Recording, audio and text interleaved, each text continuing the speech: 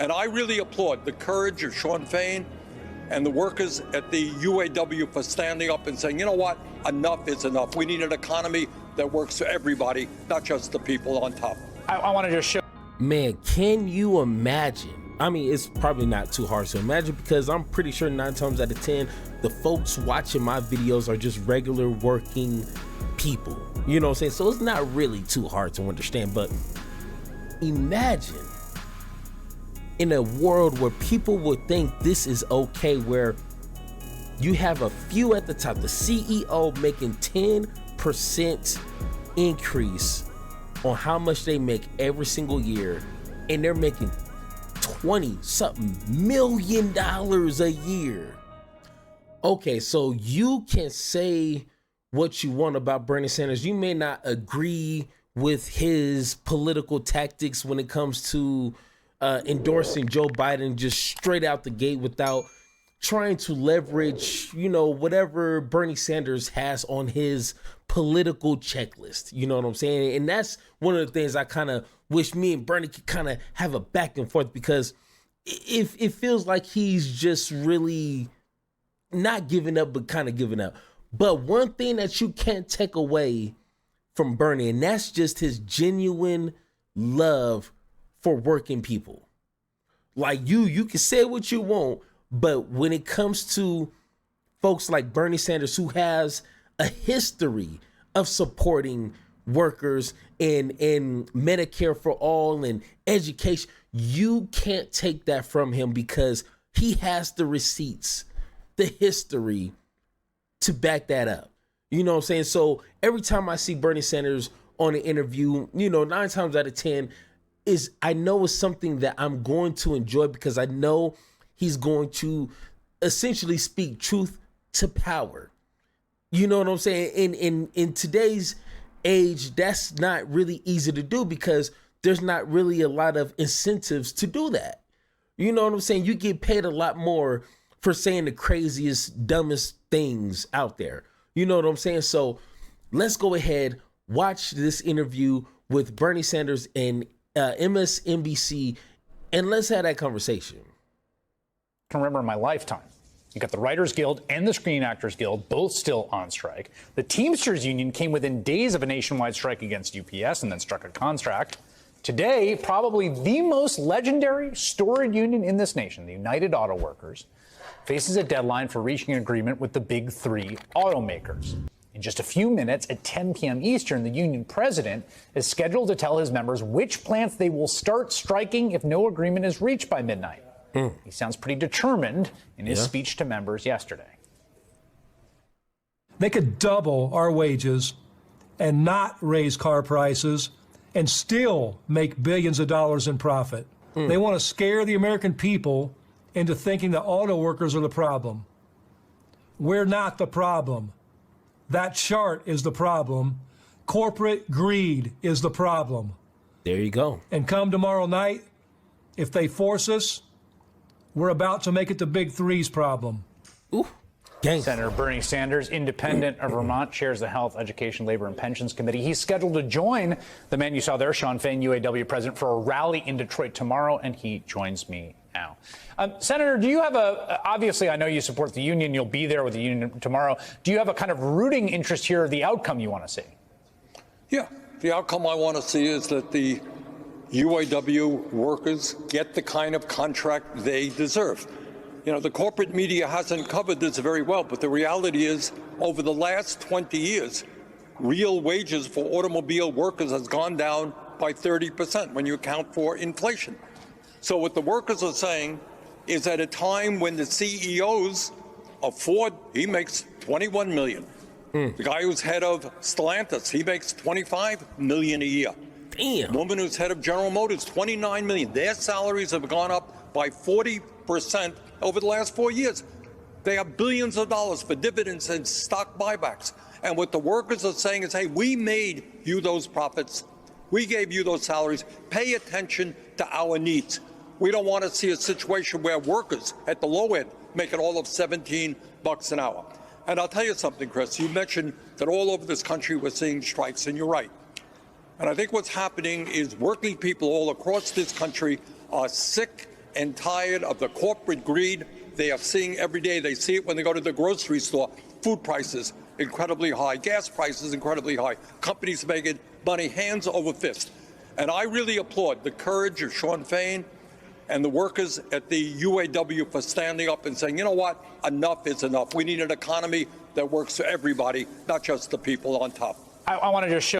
Man, can you imagine? I mean, it's probably not too hard to imagine because I'm pretty sure 9 times out of 10, the folks watching my videos are just regular working people. You know what I'm saying? So it's not really too hard to understand. But imagine in a world where people would think this is okay, where you have a few at the top, the CEO making 10% increase on how much they make every single year, and they're making 20-something million a year.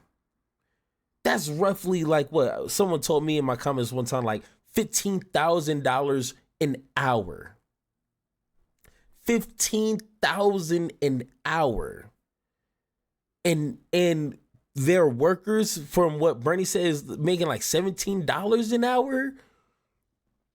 And you you don't want to share? We don't need to have a conversation about capitalism. We don't need to have a conversation about socialism or economics. Just those numbers alone should raise a red flag. Your CEO is making millions a year. In the past 4 years, seen a 10% increase. And your workers are fighting to make more than just $17. There's no constructive, serious conversation that two people can have regarding that. There's no increase the wages. That simple. That's it. No ifs, ands, or buts about it. Increase the wages. Nothing more, you know? Show some of the demands, UAW, 36% wage increase over 4 years. One of the things I want to do, this is actually a key one, and this is a little in the weeds, but it's important for people to recognize. There are sort of these tiers that have emerged in successive rounds of organizing where newer workers aren't working at the same tier as others. It's a way of kind of breaking up the solidarity of the union. It's something that Sean Fain has been opposed to, and the folks that elected him. So we'll see how that goes. I want to ask you this question on that context. We have seen all of this union activity at Starbucks, at Amazon, the Teamsters, and UPS. What you said, workers are waking up, but it strikes me that part of the issue here is that you've got tight labor markets, and employees have more choice now than they did during that long period after the Great Recession, where you had a lot of slack in the labor market, 6, 7, 8% unemployment. People were worried they were replaceable. It seems to me this environment has given workers more say and more power in their negotiations with ownership.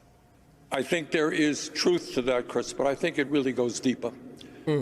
I think COVID, the pandemic, was a real emotional wake-up for the American people. You know, the rich people, the CEOs, could stay at home and work in their fancy offices or in their homes behind their computers.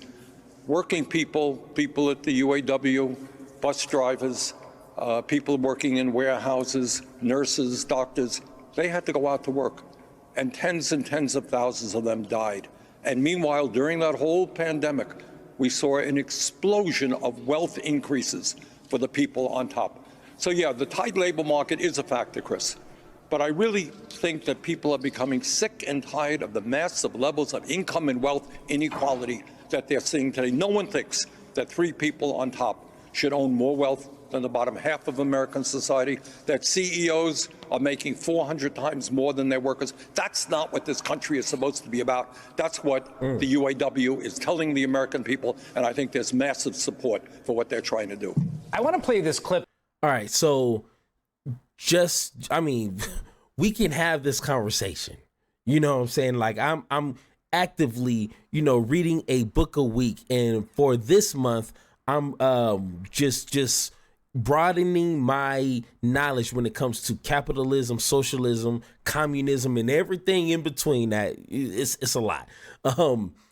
But when it comes to the pandemic and just capitalism alone, capitalism, its sole purpose is profit. If you had to sum up capitalism in one word, don't give me this whole, chapter long explanation that is not needed. I can sum it up in one word. It's profits. That's its only goal when it comes to capitalism. So guess who's going to get the short end of that stick? That is the workers. And then, maybe consumers, because they're making cheap product and selling it for more essentially most of the time. And they're screwing off their workers because they're getting paid less, but taking on more responsibility, because why pay 10 workers when I can force, 5 to do 10 people's jobs. It happens. I see it. Anyone who's ever had a job can kind of put 2 and 2 together. So it's not surprising when you know how this kind of works. Who's really surprised nowadays? So that's why people are waking up like, hey, whoa, you make how much? Oh, you make this. I want my money. I want my money. Cut the check. Say less, cut check. Little less lip, little more grip on that pen, and cut the check. So it's really simple. It's not complicated. People see how much money you're making, and they see how much work they're doing, and they see it's not fair. That's not really a hard conversation to have. That got a lot of play. It sort of went viral. It's a sort of random clip because it's just an Australian property developer. But what he's articulating at this conference with other property developers is a view that I think a lot of people in management or ownership at least have about exactly this awakening that's happened post-COVID, right? That people have this sort of idea that, like, they want to be treated with dignity, they want fairness. This is him saying we need unemployment to rise to knock the arrogance out of these workers. Take a listen. We need to see unemployment rise. Unemployment has to jump 40, 50%, in my view. We need to see pain in the economy. We need to remind people that they work for the employer, not the other way around. We need to remind people they work for the employer, not the other way around. What do you think? Okay, and if you don't understand how unemployment is kind of taken advantage of from with employers, they can easily threaten your job. They fire, it's 10 supervisors, they fire 5, and they expect the remaining 5 to pick up the slack that normally it would take 10 supervisors. The supervisors get upset like, hey, you're adding too much on my plate. Either we want more money, or not either, we want more money. It's easy for a company to say, we're not going to give you money, and if you don't like it, we can fire you. And look at unemployment. We can easily get somebody to replace you, because people are looking for jobs. And these corporations, they keep the wages low, because if job plant A is only paying 17 and plant B is only paying 17, there's no bargaining power for the employee. We just gotta suck it up, because what are we gonna do? Quit our job and go to another job paying the same, if not a little bit lower? So the way that our economy and this capitalistic kind of stronghold that is over us, the corporations, the employer has 9 times out of 10 all the power. And we just got to sit here and suck it up. What are you going to do? Quit? Okay, we got 20 new applications today. Any of these suckers who are dying to make pennies will take your spot. So, think of that. I think it's disgusting. And it's, hard to believe that you have that kind of mentality among the ruling class in the year 2023. This is the richest country in the history of the world, and yet we still have 60% 60% of our people living paycheck to paycheck. People can't afford housing. People can't afford health care. They can't afford childcare. Can't afford to send their kids to college. And what these guys are saying, hey, this is all great. Working class is in disarray. Let's have more unemployment. We can get richer and richer, make them more and more desperate. That is the kind of greed and arrogance that the UAW and unions all over this country are standing up to. I applaud them, and I would hope that all of us as Americans stand with the UAW in their struggle. All right, let's go ahead, switch this up here. So, I almost knocked my entire computer down. So, it is no profit for anyone to be genuine and to have an honest conversation when it comes to employers exploiting the hell out of their workers. And just throughout history, like, this is always the repeating cycle of capitalism, because at some point you can only squeeze a lemon so much. You only have so much you can exploit from people before people decide to not just roll over and die. You know what I'm saying? And I would say it's good that people are going on strike, because it could get a lot worse. It could get a lot more ugly.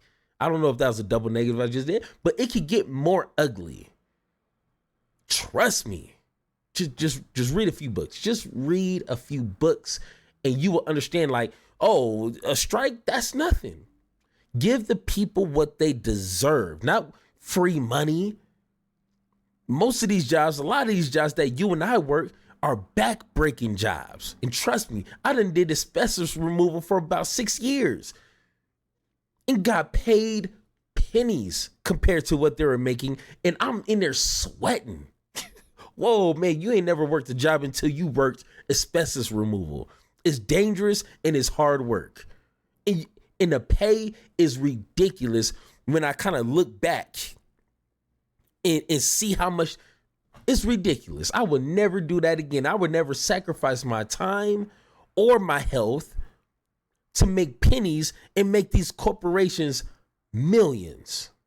It is I'm not going to be boo-boo the fool no more. You ain't going to do that to me. I'd rather work a comfortable job where I'm making okay money and just live my lifestyle accordingly. I don't need no new car. I don't need no new shoes. I will find a hobby that I can afford and go with that. But I will not sacrifice my well-being in the little time that we have on this earth to make these corporations millions of dollars. Don't think so. Give me my 40 hours and I'm out. Don't think that. That's a whole nother conversation. We could probably have it in the comments, but I refuse to be one of these suckers who get sucked up for everything they got. And when you get too old or just not willing to or not able physically to perform at the job, then they kick you out and replace you with a young buck. Oh, no, don't think so. Not me. I'm sorry. Next. You know what I'm saying? But if you think I'm wrong, if you think capitalism is the best system that the world, people's has ever created, and you think this is the only thing that we got, let me know in the comments. And like always, let's have that conversation.